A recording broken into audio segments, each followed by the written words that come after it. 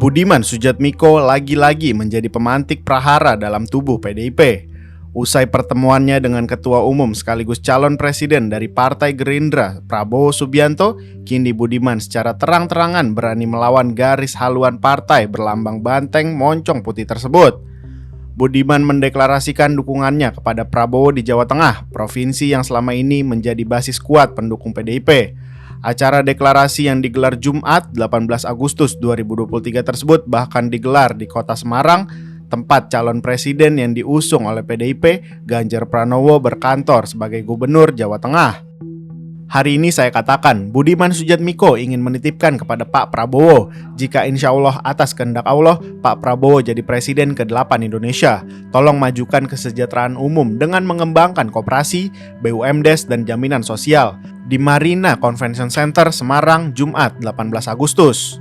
Langkah berani Budiman ini tidak hanya berseberangan dengan partainya, tetapi juga dengan rekan-rekan mantan aktivis reformasi 1998. Budiman sebagai salah satu aktivis reformasi 1998 sejatinya berseberangan dengan Prabowo yang saat itu menjabat sebagai Danjen Kopassus TNI AD dan diduga kuat terlibat dalam penculikan aktivis.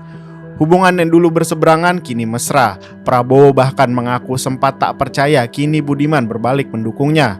Saudara Budiman, sama saya kita berada di pihak yang berseberangan. Dulu saya di tentara dapat perintah untuk ngejar-ngejar saudara Budiman, ujarnya. Menanggapi manuver politik yang berani dari Budiman Sujatmiko, pengamat politik dari Universitas Al-Azhar Indonesia, Ujang Komarudin, menyebut deklarasi dukungan ini kemungkinan adalah tindak lanjut dari pertemuan keduanya di kediaman Ketua Umum Gerindra pada pertengahan Juli 2023 lalu.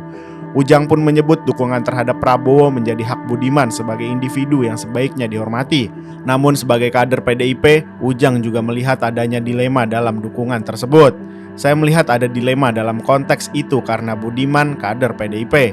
Katakanlah harus taat, tunduk dan patuh pada aturan dan mekanisme partai. PDIP punya capres sendiri. Tentu ketika dia menyeberang, melompat pagar dengan mendukung Prabowo, ada konsekuensi sendiri terkait deklarasinya itu, ujar Ujang kepada Forum Keadilan pada Sabtu 19 Agustus 2023. Deklarasi dukungan itu tak pelak menimbulkan konsekuensi yang harus ditanggung oleh Budiman. Menurut Ujang, hal ini tentunya sudah diperhitungkan sendiri oleh Budiman. Bentuk sanksi yang bisa saja diterima oleh Budiman seperti teguran atau bisa saja pemecatan. Menyoal manuver yang dilakukan oleh Budiman, Ujang juga menduga adanya target dan tujuan yang ingin dicapai oleh Budiman jika berlabuh ke sisi Prabowo. Misalnya dealnya kalau Prabowo menang, jadi menteri atau mendapatkan posisi lainnya, ungkapnya. Senada dengan Ujang, pakar komunikasi politik dari Universitas Pelita Harapan Emrus Sihombing menilai tindakan itu dilakukan Budiman karena menilai Gerindra dapat mewujudkan kepentingan politiknya. Saya kira para politisi itu dia akan berlabuh di mana kepentingannya akan terwujud. Kalau misalkan dia, Budiman Sujatmiko, menyatakan seperti itu mendukung Prabowo, berarti kepentingan politiknya terwujud di Gerindra. Sederhana untuk melihatnya, katanya kepada Forum Keadilan Sabtu 19 Agustus 2023. Emrus menilai Budiman terkesan seperti politisi yang mudah loncat pagar karena berani mendukung calon lain yang bukan dari partainya sendiri. Berarti dia politisi yang mudah loncat pagar dan seorang politisi yang pragmatis yang tidak punya garis ideologis. Kalau punya sekalipun tidak terwujud kepentingannya, dia tetap mendukung partainya, lanjutnya.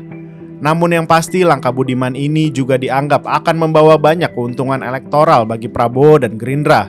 Sebab ex-aktivis 98 itu mempunyai pengaruh besar dan dinilai sebagai figur elit di PDIP. Menanggapi kader intinya beralih dukungan kepada Prabowo, politisi senior PDIP Hendrawan Supratikno menyebut Budiman kini telah memilih jalan berbeda.